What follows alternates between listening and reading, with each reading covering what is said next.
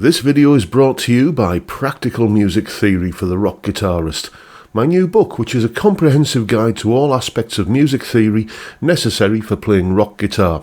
From blues to the cycle of fifths, from understanding and using modes to choosing the right notes for a melodic solo, from pentatonic scales to chord construction and keys. It's all covered in a clear and concise manner. With accompanying video demonstrations, jam tracks and tabs, you'll learn to use the knowledge you gain in accessible ways that make sense for less than the cost of a few guitar lessons. Check out the link in the description for more details.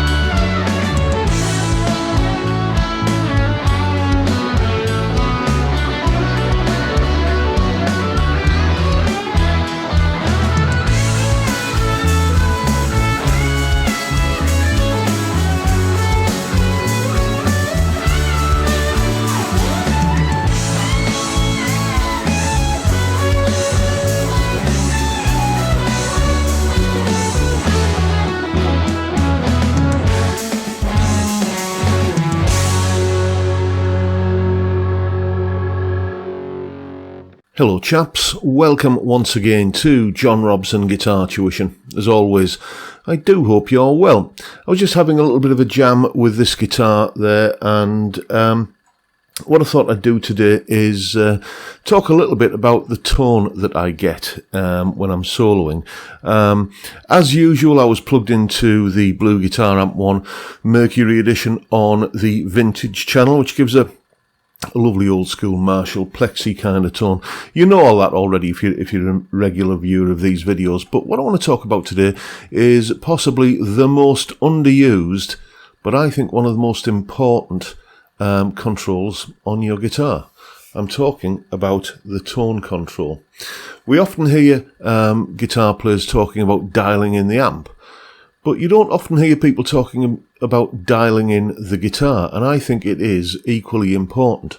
So I'll tell you what I'm going to do. I'm going to show you on this guitar and a couple of others how you can use the tone control to just sort of get your guitar and your amp matched nice and musically, as it were. So as I'm going to be using the tone control, I'll just point the camera down so you can see what I'm doing. There's the tone control. I find this always works best on the bridge pickup, so that's where I'm going to be here. And we've got the guitar sound dialed in for on the amp for a kind of quite a crunchy, classic rock tone like this.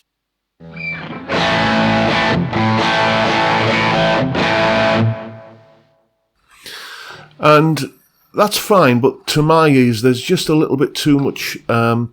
Just a little bit too much top end there. So you could go to the amp and dial the treble back a little bit, but then you find yourself doing that for each individual guitar that you play through it, and you've got, so you'll have the settings for this guitar and you'll have the settings for that guitar.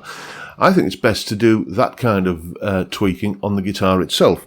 So what I'm going to do is I'm going to turn the tone control all the way off like that and just hit a big thrangy kind of power chord, A or E or something like that. And then I'm going to dial the tone control up, and what you're listening for is like that kind of moment when a wah pedal goes from the w to the ah, that wah, that kind of, where it's opening its mouth kind of thing.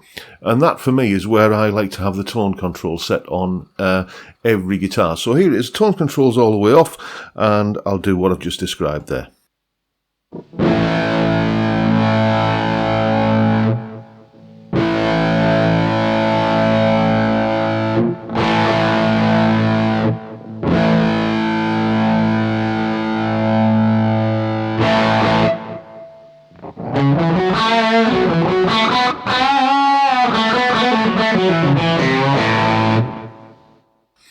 So it might take you 2 or 3 goes to just kind of find that biting point.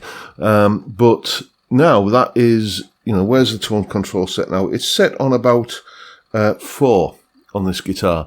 And you would think with the tone control turned way down like that, it would make it sound really kind of dark and muffled, but it just doesn't. Let's try it on another guitar. Let me just unplug this. We'll try it on this guitar again. Bridge pickup, nice thrangy kind of power chordy kind of thing, and tone control all the way down, then just gradually crank it until it kind of finds that biting point, like this.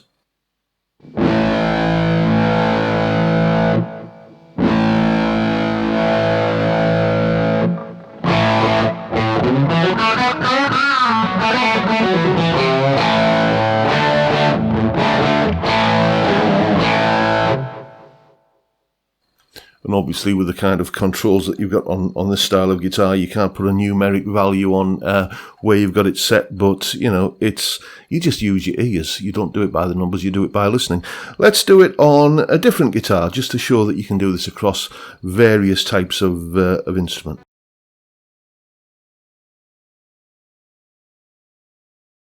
So once again, tone control all the way down, and then just crank it up until it hits that biting point. Here goes.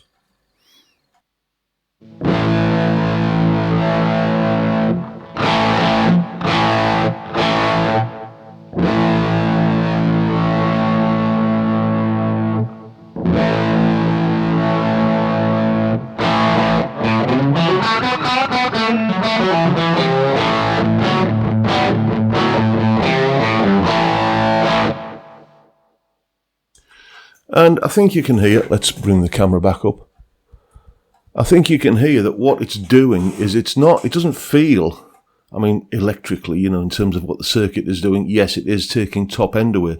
But for me, the perception of it is that it's just adding fatness. And, I really like that kind of setup. And as I say, it means I can leave the settings on the amp dialed in as just a universal set of settings for all guitars that I'm plugging into it.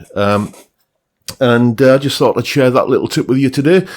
Probably the most underused control on the guitar. I know many guitarists, never ever use their tone control, and I think you're missing out on a lot of potential if you don't use it. By the way, that jam at the top of the video, there is, of course, as usual, a full tab for that in both Guitar Pro and PDF formats, along with a clip of me playing the solo and a jam track to play along with yourself. All of that is up on my Patreon page. There's the address, link in the description. $3 or £3 a month gets you access to all of these additional goodies that go along with these YouTube videos. And a massive, massive thank you to everyone who supports me in that, or any of the other ways, all of which are downstairs, down there in the description. But that is very much the video for today, folks. Hope you've enjoyed what you've seen and found it useful and informative, and if that's the case, please hit the subscribe button and the notification bell if you haven't already done so, and why not drop me a like as well while you're at it. Don't forget the live stream every Friday, 5 PM UK time. We drink beer and talk about music and guitars and all manner of things. It's a fantastic way to kick off the weekend, and I'd love to see you there if you can make it. But for now, I'll bid you all a good day and say thank you so much for watching. Thank you for your time. Look after yourselves, folks. Stay well, stay safe, and above all, stay sane. Bye for now.